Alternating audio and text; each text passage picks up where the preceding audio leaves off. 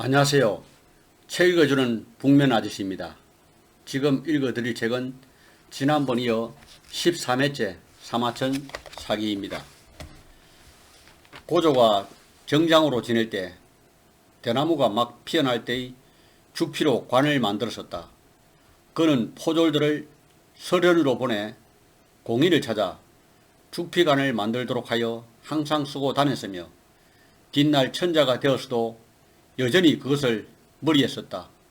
이른바 유시관이란 바로 유방이 정장시설에 썼던 이 죽피관을 가리키는 말이다. 고조는 정장의 신분으로 여산에서의 요역에 고을 장정들을 보낸 일을 맡아 그 장정들을 인솔하게 되었다. 그러나 가는 도중에 장정들 대부분이 도망을 쳐버렸다. 그는 이렇게 여산까지 가게 되면 아마도 모두 도망을 가고 남는 사람이 없을 것이라 생각했다. 그리하여 풍업 서쪽 넙지에 이르러 길을 멈추고 술을 마셨다. 밤이 되자 인솔에 가던 장정들에게 도망가라고 말하며 너희들도 모두 도망가라. 나도 다시는 돌아가지 않을 것이다 라고 하였다. 그리하여 모두가 도망을 쳤는데 건강한 젊은이 10여 명은 고조와 함께 하기를 원하였다. 고조는 술을 많이 마시고 밤중에 새길을 따라 넙을 지나면서 한 사람을 앞으로 보내 길을 찾도록 하였다. 잠시 후에 그 사람이 돌아와서 앞에 큰 뱀이 길을 막고 있으니 되돌아 가시지요 라고 보고하였다. 술에 취한 고조는 대장부가 길을 걷는데 무엇이 두렵겠는가 라고 말하였다. 그리고 곧장 앞으로 걸어가 검을 뽑아 단칼에 뱀을 쳐서 두 동강을 냈고 길은 뚫렸다. 고조는 장사들을 이끌고 길을 통과하였다. 다시 몇 리를 간 뒤 고조는 술기운이 올라 그 자리에 누워 잠을 잤다.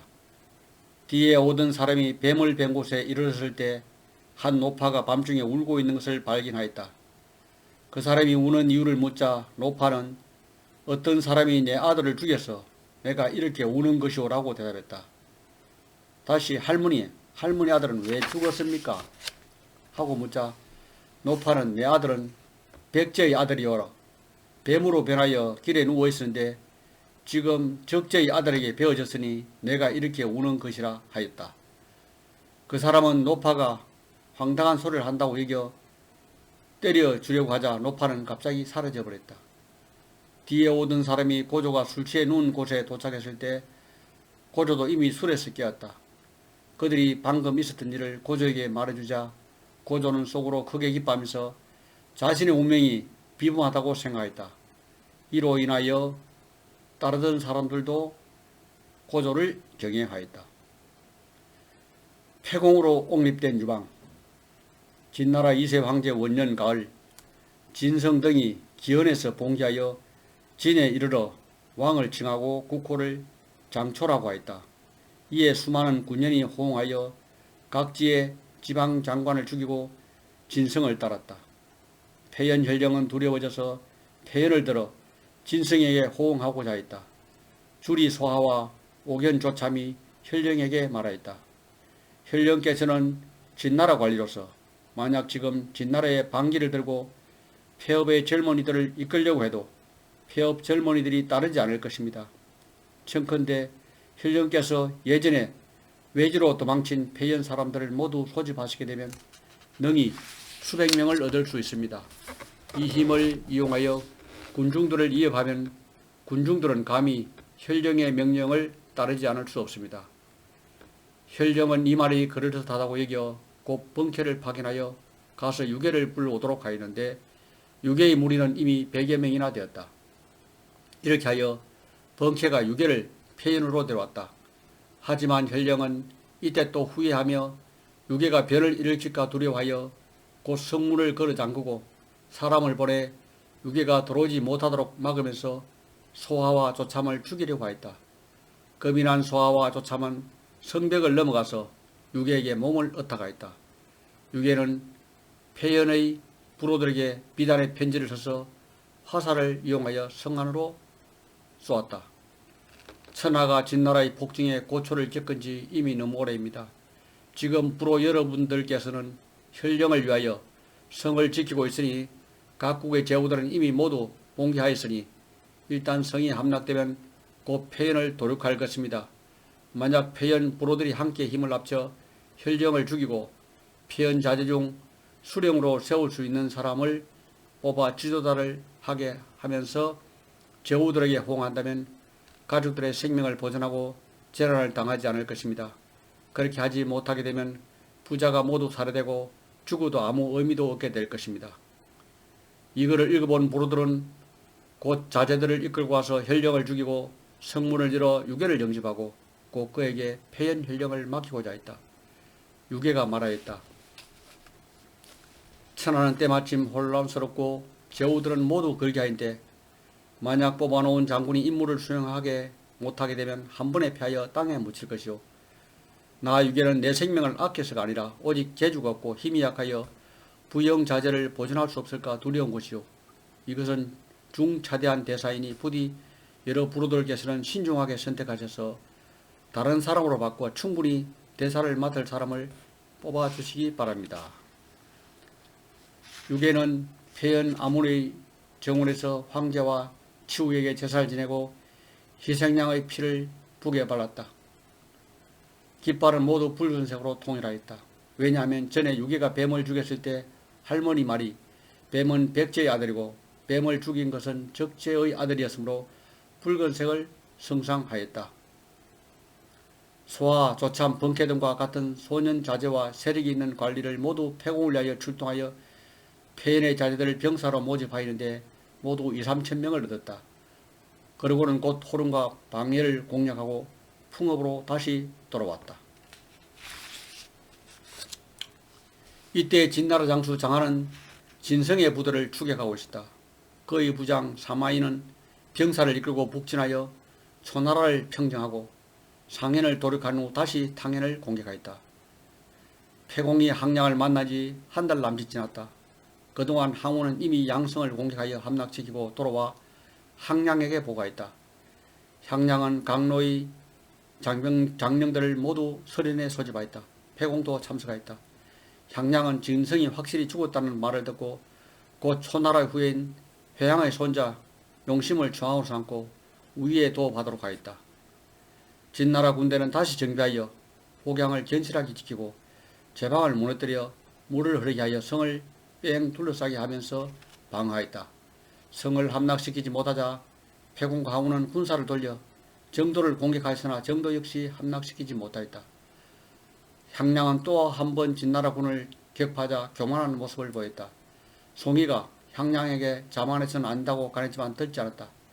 진나라는 장안에게 구원병을 보내 한밤중에 병사들에게 화물을 물리채 향량을 기습하여 정도에서 향량을 대파했다. 향량은 이 전투에서 죽었다. 이때 폐공과 향우는 질주를 공략하고 있는데 향량이 전사했다는 소식을 듣고 여신 장군과 함께 동쪽으로 진군하여 여신의 군사는 평성 동쪽에 주둔하고 항우의 군사는 평성 서쪽에 주둔하였으며 폐공의 군대는 탕현에 주둔하였다. 장안은 이미 향량의 군사를 괴멸시키기 때문에 초나라의 적들은 두려워할 필요가 없다고 생각하고 곧바로 황하를 건너 북쪽으로 조나라를 공략하여 대파했다. 폐공에게는 인후한 장자의 풍도가 있다. 진나라 2세 황제 3년 초희향은 항량의 군사가 괴멸하는 것을 보고 마음속으로 두려워하여 우위를 떠나 평성에 도읍하고 여신과 항우의 군사를 합병하여 모두 자신의 지휘 아래 배속시켰다. 회향은 또 폐공을 탕군장으로 임명하고 무한후에 봉하여 탕군의 군사를 통솔하도록 하였다. 그리고 항우는 장한후에 봉하고 노공으로 칭했으며 여신은 사도로 삼고 그의 부친 여청은 영륜으로 삼았다. 이때 진나라 병력은 대단히 강력하여 늘 성세를 몰아 추격하였다. 그래서 제장들은 먼저 한국관에 들어가는 것이 유리하다고 생각하지 않았다. 그러나 향량의 군대가 진나라에게 패배한 것을 통한으로 여기던 항우 혼자만이 마음속으로 몹시 분해하며 폐공과 함께 서쪽 한국관으로 진격하기를 희망하였다. 이때 회항의 여러 원로 장수들이 모두 말하였다. 항우는 성격이 급하고 흉포하여 또 교활하게 사람을 해칩니다. 그가 전에 양성을 함락시켰을 때 살아남은 사람이 단 한 명도 없었고 모두 생매장을 당했습니다. 그가 지나가는 곳은 어느 한 곳 무참히 도륙당하지 않은 곳이 없습니다. 더구나 지금 초나라군이 수차에 걸쳐 공격을 했지만 승리를 거두지 못했습니다. 이전의 진성과 향량도 모두 패하였습니다. 그러니 차라리 방법을 바꾸어 덕망 있고 관대한 장자를 파견하여 인의로서 서진하여 진나라 사람들에게 관용과 애정으로서 공고하는 것이 좋겠습니다. 진나라 사람들은 이미 오랫동안 고초를 겪었으니 지금 만약 관호한 장자를 얻어 진나라를 가도록 하여 백성을 사랑하고 폭력과 능멸로서 다루지 않게 된다면 충분히 관중을 공략할 수 있을 것입니다. 항우는 폭력적이고 사나운 인물로서 지금 그를 보내서는 안됩니다. 오직 패공은 예전부터 덕망이 있고 관대하였기 때문에 그 사람이면 보내도 좋습니다. 패공은 군사를 이끌고 서진하여 창업에서 팽우를 만나서 그와 함께 진나라 군대를 공략하였지만 이기지 못하였다. 그는 어편에서 장무를 우연히 만났는데 그의 군사 4천여 명을 빼앗아 자기 군대로 병합하였다. 패공은 위나라의 장군 항운, 위나라 사도 무포가 거느린 군사와 연합하여 창업을 공격했으나 함락시키지 못하였다. 여기가 들어가자 패공은 그때 마침 침상에 앉아 두 발을 쭉 뻗은 채 두 여자에게 자기의 발을 씻기도록 하고 있었다. 여기기는 고개를 숙여 절을 올리지 않고 인사하면서 기공께서 반드시 흉악무도한 진나라 조정을 소멸하고자 하신다면 발을 쭉 뻗고서 장자를 접견해서는 안됩니다 라고 말했다. 그러자 패공이 일어나서 어복을 정리하고 그에게 사과하면서 상자에 앉게 하였다. 그리하여 여기기는 패공에게 유세를 시작했는데 그는 반드시 진주를 공격해야 한다고 권하였다. 그래서 진주에서 진나라가 저장해 놓은 양식을 얻게 됐다. 패공은 즉시 여기기를 광양으로 삼고 그의 동생 역상을 장소로 삼아서 진주의 군사를 통솔하여 함께 개봉을 공략하도록 하였다.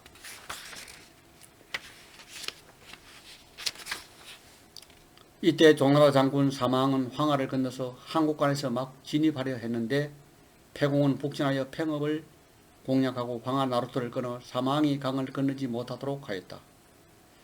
그런 연후에 패공은 남하여 낙양 동쪽에서 교전하였는데 전세가 불리하자 양순으로 돌아와 군중의 기병을 소집하여 남양 군수 을을 격파하였다. 만약 지금 완연을 손에 넣지 못하게 된다면 완연의 군사들이 배후에서 공격하고 강대한 진나라 군이 전면에서 맞게 되니 이는 매우 위험한 진술입니다. 패공은 그 말이 그럴듯하다고 여겨 밤에 군사를 거느리고 다른 길로 돌아와서 깃발을 바꾸고 새벽에 동이 털 무렵 안성을 세ገብ으로 포위하였다. 진인은 패공에게 나는 기공께서 먼저 함양에 진입하는 사람이 관중의 왕이 된다는 초이양의 약정을 받아 들으셨다고 들었습니다. 지금 기공께서는 서진하시지 않고 완연에 멈추시고 계십니다. 완연은 큰 군인 남양의 도성으로서 수십 개의 성이 이어져서 백성은 많으며 비축 양식도 충분합니다. 이 말을 들은 패공은 매우 좋은 생각이요 라고 하였다. 그리고는 곧 남양 군수를 언으로 봉하고 진위를 찬호의 제후에 봉하였다. 그리고 서진하자 과연 각 성들은 모두 연이어 항복하였다. 단수에 이르자 고무, 세와, 양우, 왕릉이 서릉에서 항복하였다. 패공은 회군하여 호양을 공략하고 파군의 별장 매영과 합류하여 그와 함께 석현과 여현을 협공하여 항복시켰다.